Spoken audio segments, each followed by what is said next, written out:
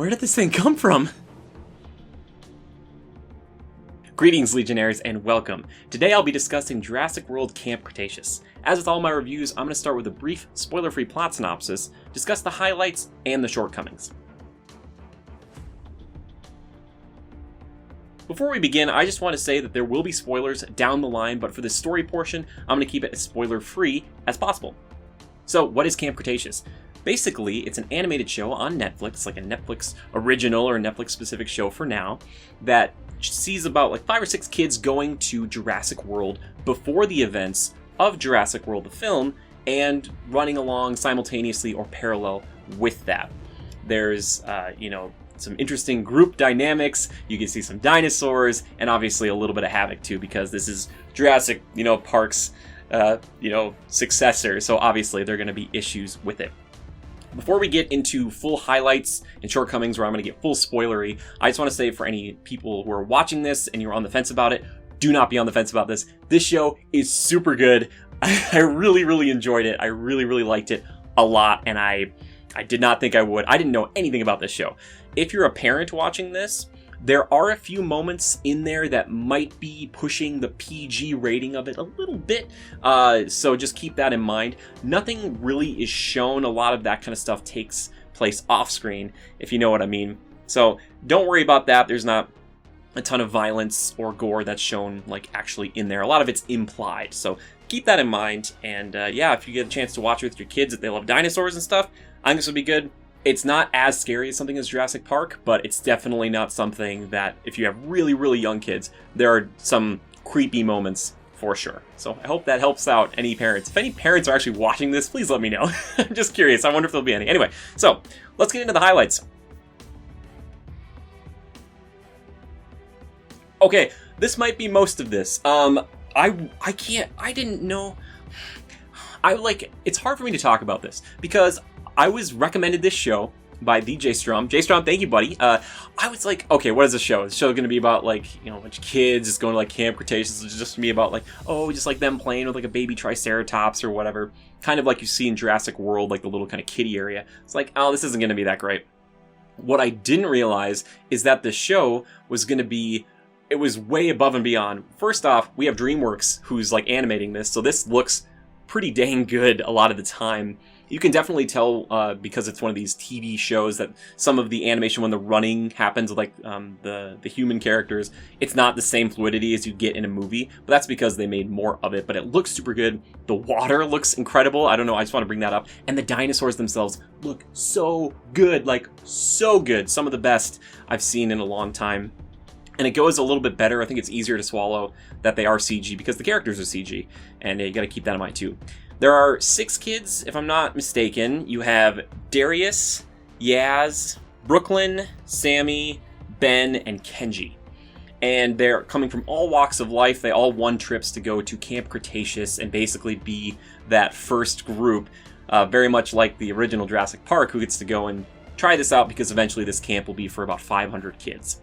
I thought, okay, is this going to be like a camp where they go and like learn about dinosaurs and it won't be that interesting and it'll just kind of allude to other things? But no, this show reminds me a lot, and I mean this in the best possible way, of the last few episodes we got of Star Wars: The Clone Wars that recently came out on Disney+.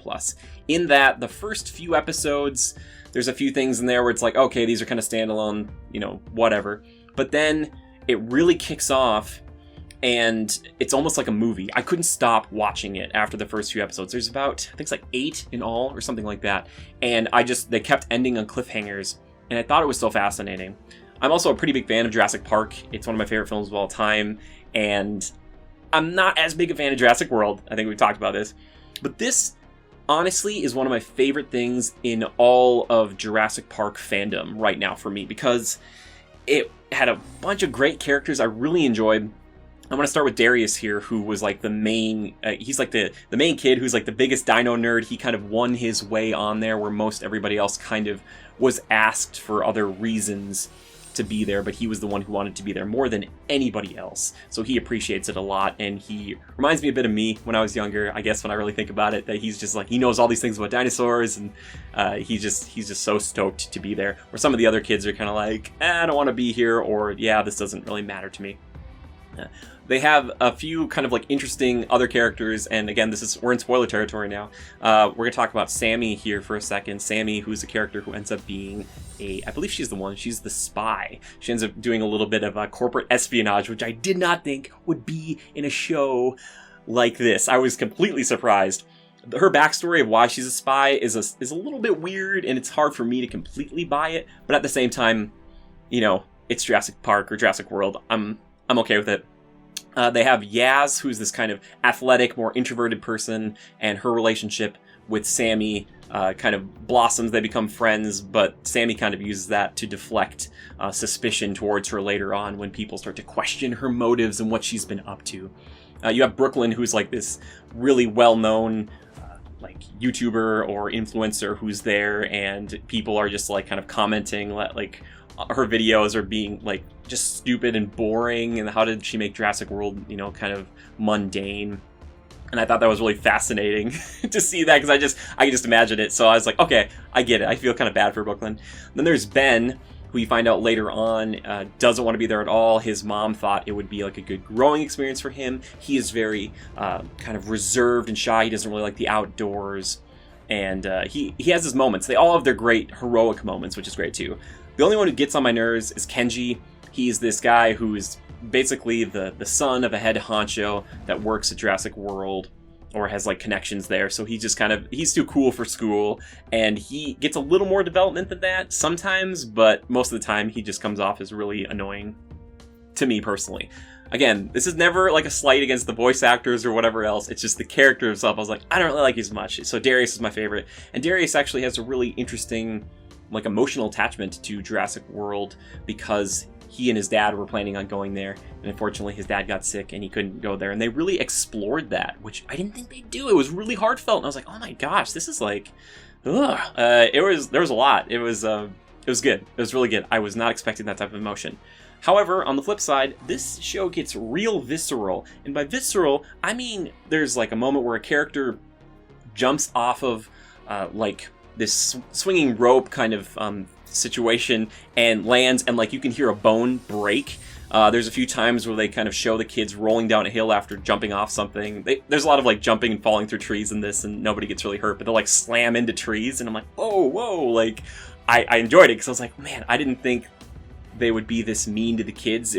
There were not as many punches were pulled here, and I liked that because it meant that there was a sense of danger, which I did not, again, think would be in this show. That, again, is rated PG, but it feels like it's made for, kind of like the tweens, like it's for 12 to 14-year-olds. But also, I feel like it's kind of made for me, too, because it pays homage to Jurassic Park River Adventure. There's a few, like, a sequence where they're in the water, but there's like a Parasaurolophus that comes up out of the water. It's just like, there's so many little nods to the ride and to the previous films that I was like, my gosh, this is like really a passion project. It was fantastic. It was so cool to see that, and it made me actually kind of care about Jurassic World a little bit more, especially when the events of Jurassic World kick off, because there's a few moments where they're like leading up to it, and you can hear things like the camp counselors, who are completely inept. It's really funny. There's these two camp counselors who are just the worst. They're so bad at their job. They just keep leaving these kids like by themselves in these dino-infested areas. But they leave, and there's a moment where one of them is like trying to get a hold of Claire from Jurassic World, and she's like, yeah, I know you want your nephews to come stay here, and alluding to that Jurassic World kind of the film.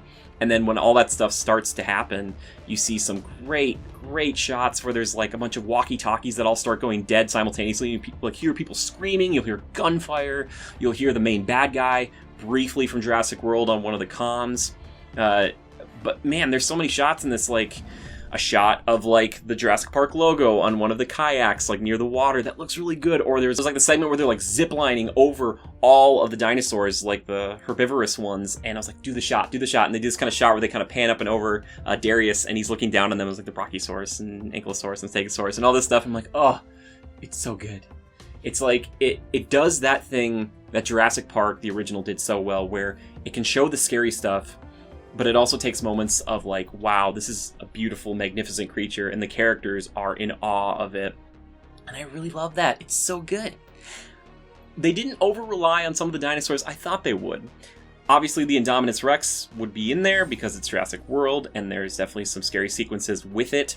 There's a few times where you're like, all right, how did they get away? There's some kind of chase sequences where, maybe it's under shortcomings here, but they'll like start running away from it, and they'll cut, and then they'll cut back to it from another scene, and they'll somehow have gotten like 50 feet in front of the Indominus Rex. I'm like, how did you do that? Anyway, but they do a really good job of mixing the kids into the Jurassic World stuff. And it's really good because you know what's going to happen if you've seen that movie. And you're like, oh no, this is like, the kids are really excited. And you're like, don't get excited, kids, it's going to be bad. But they didn't rely on Indominus the whole time. And they also didn't rely on the raptors. They barely used the raptors. There's a few kind of teases towards them. You see them early on. But besides that, they don't really use them. I was really impressed at the restraint because as much as I love the Velociraptors, I think there's a few times, you know, in other movies where they just use them way too much. This was very restrained, and they kind of have their own nemesis in the Carnotaurus, or they call him Toro, because they get him to like run into things. He's not good on the corners, and he's this kind of middle ground between the size of a T-Rex and a Velociraptor. So you can get him in corridors that most other big, you know, carnivores would not get into, and I really enjoyed that. And there was some great back and forth, some great, like, how do we outsmart a situation? It was really great. I really enjoyed it. And also, probably my favorite character is Bumpy, this little ankylosaurus that kind of the first creature she sees when she's born is Ben. So she kind of, like, thinks kind of in a way that, you know, Ben's, like, the mom. I really enjoy Bumpy. It's just, like, the cutest little creature. Maybe one of the cutest dinosaurs that's ever come out of Jurassic Park or Jurassic World, you know, mythos. But yes, I really liked it. I'm so surprised at how much I really enjoyed it. It was riveting. And there's a few moments, especially towards the end, that are pretty, like, almost jaw-droppingly kind of like, oh my gosh, they're doing that. And there never seems to be a chill moment. And even when there is a chill moment or a relaxed moment, the characters start to look inward and you start to find out more about them, and there's more development. I enjoy that, and you can do that in a TV show like this. Yeah, it's really good. As far as the shortcomings go, like I said, Kenji he annoys me a little bit. That's kind of his character, so I don't know. It's hard for me to think about things I don't like about it. I really enjoyed it. I'm not really sure where they're going to go with it, because I kind of have a feeling that they're going to have it go parallel to Jurassic World Fallen Kingdom next. But the show ended on kind of a sad note. But man, it's a good show. Please go watch it. It's so good. There's a few times in there where obviously, again, it has to be Jurassic Park, and they do make fun of the fact that, or it's Jurassic World, that nothing works there. So like even the counselors, who I think are really inept, that's kind of part of it. That's part of the whole, like, yeah, this whole place, it looks nice, you know, it smells clean, it's all this stuff, but it's actually kind of horrible. And I love how the kids kind of go almost backwards through Jurassic World, and there's especially a scene with one of the very largest dinosaurs, as it were, there. I don't know if technically it's a dinosaur. Anyway, it's great. It's a scary sequence. There's a lot of kind of rather thrilling sequences for this. I gotta just say, I recommend this. Please, when you're done with this, if you haven't watched this, look up Jurassic World Camp Cretaceous on Netflix. It's super good, totally worth your time. Something you could watch in a night or two, depending on how quickly you want to get through it. And you could watch it, you know, with pretty much anybody. For anyone who has loved Jurassic Park for years, such as myself, they're going to appreciate it way more, because there's so many nods to the previous films and things in there that they're going to really enjoy. If they're new to it, especially if there's you have like an 11, 12-year-old, 13-year-old at home who's never really gotten to Jurassic Park, or they maybe only saw Jurassic World, this is not a bad starting point either, because it allows you to get into the world of Jurassic World, and it asks some questions that make you want to go back and check other things out, especially when they do mention the, you know, good old Jurassic Park there. Also, and they'll probably touch on this in, you know, the next season, they didn't go back to like the original Jurassic Park like they did in Jurassic World, and kudos to you guys for not doing that. I thought for sure there was going to be like, we should camp out in this old, like, what's it, a visitor center? Like, they didn't do that. Mad respect. Like, wow. Like, I thought for sure. So good on you. That's so good. So much restraint in a way. Yeah, anyway, I really do recommend this. Please go check it out, and let me know if you guys have actually watched it yet, and you're watching this review to kind of like compare with somebody else. Let me know in the comments if that's the case, or if you're kind of like, yeah, I was on the edge, or I didn't even know this existed. Let me know that too, because I want to talk to you guys about it. And also, if you've gotten this far, what's your favorite dinosaur? I don't know what mine is. It seems to change a lot. But anyway, there's no wrong answers. You can pick one herbivore, one carnivore, I should say. Not carnivore. See, Freudian slip right there. Carnotaurus, I mean, for dinosaur fans, for anybody who knows Countdown to Extinction, you know what I'm talking about. Anywho, my name is Jimmy, if you're new here, and yeah, this is Critical Reviews. If you want to support us, we have a bunch of ways to do so.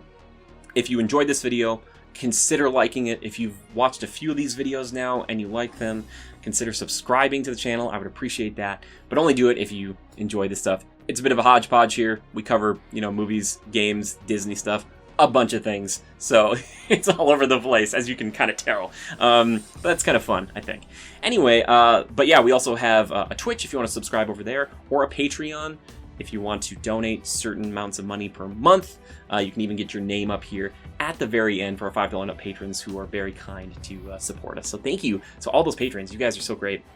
We also have an Amazon affiliate link, so if you do ever want to buy anything on Amazon, it costs you nothing, and we get a kickback, which is pretty cool. So anyway, thank you guys so much for coming here today and hanging out with me. I hope you enjoy this kind of new review style we're doing. This is all pretty much off the cuff. I'm just kind of reading a few notes over here. So I'm just like, oh, I gotta remember what I said. Oh yeah, that's good. But anyway, I appreciate you being here today, taking the time. And yeah, oh, also, if you could just share this around, if you enjoyed it, that's a free thing you can do. Anyway, okay, I'm out of here. Thank you guys so much. And until next time, just remember to adapt and overcome. Oh yeah, and shout out to my man, Mr. DNA, who shows up, and I was like, yes, Mr. DNA is here. Wow, it's good, man. This is a good show. Go watch this show.